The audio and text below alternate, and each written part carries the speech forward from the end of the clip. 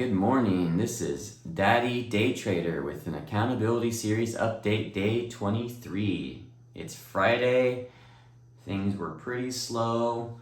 The leading gappers, they all failed. Nothing kind of held up very well.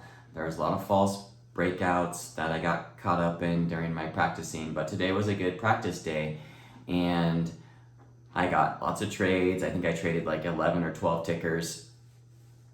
And I think the couple takeaways from today are I have like an exacting personality. So when I see what I think is a point of resistance or like a breakout point, I want to buy the stock right at that level. And I'm finding that can create an opportunity for a false break. It may go up a couple more cents and then flush back down. So what I want to do moving forward is set my buy alert, maybe 5 or 6 cents above that previous resistance point. And what that'll do is allow it to start gaining some momentum before I buy in, and hopefully it'll kind of prove itself that it's actually making a move bigger than, a few cents above the resistance point. So I'm going to do that moving forward. That's one of the things I'm going to work on. And hopefully that'll help create less of an opportunity for like a false breakout at the high of day or the breakout point. And I think it will. I'm excited about that kind of. I think I was sort of doing this before, but not really thinking about it in the same terms. So now I'm gonna work on it to be to be better about doing that every time. And then the other thing I want to work on is sometimes with my stop loss, I'll be taking kind of rapid fire trades. I'll get in and then immediately get stopped out because the spread is too big. And I'll get in and I'll get stopped out, and I'll just keep doing that, hoping to catch like that break up. Continuously losing like 25 cents or something like that. Oh, thank you. You're welcome. And so I want to get away from that because I think that's a kind of a loser strategy. And instead, take that first trade. If it goes against you, don't get back in right away, but take a step back and reset your entry point to be at that next high of day level, that next momentum point.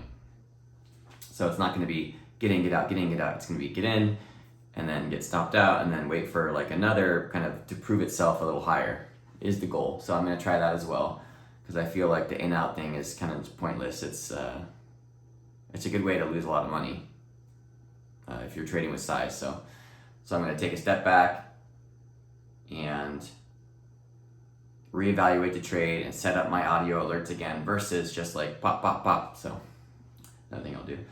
And with all my trades today, I was down $9.45. And again, that's, I don't know how many trades. It's a lot of trades on 12 stocks. So not terrible. Had a couple good trades, but most of them were just kind of learning trades on this whole stocks that are showing momentum and breaking out. I took a trade pre-market and I didn't stop out quickly enough, held it too long, so that was kind of a big loss, almost a $3 loss on that one. Again, not having my stop losses in place for me and not paying enough attention created a loss on like a 50-cent stock or something like that. So have a great weekend.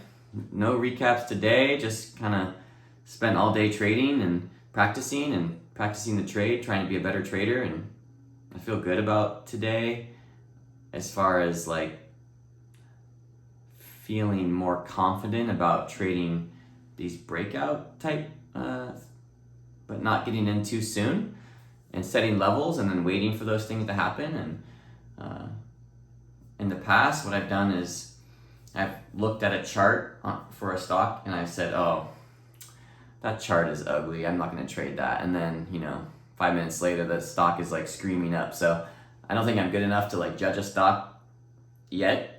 So I should just kind of keep things on my radar. And I want to do that more often too, because sometimes I'll just write off a stock and say, oh, that's not going to go anywhere. And then it does the opposite of what I think it is. So don't write off stocks too soon. And that's one thing I'm going to keep it on your side chart. If it's got momentum, it's got volume, it's got activity, you don't know what's going to happen, but you want to be there when it does. So definitely want to work on that too. Not just like writing off a stock if it doesn't do exactly what I thought it would at that moment in time, because it could bounce back, it could do lots of things. So another thing I wanted to mention. And we'll be back Monday for some more trading.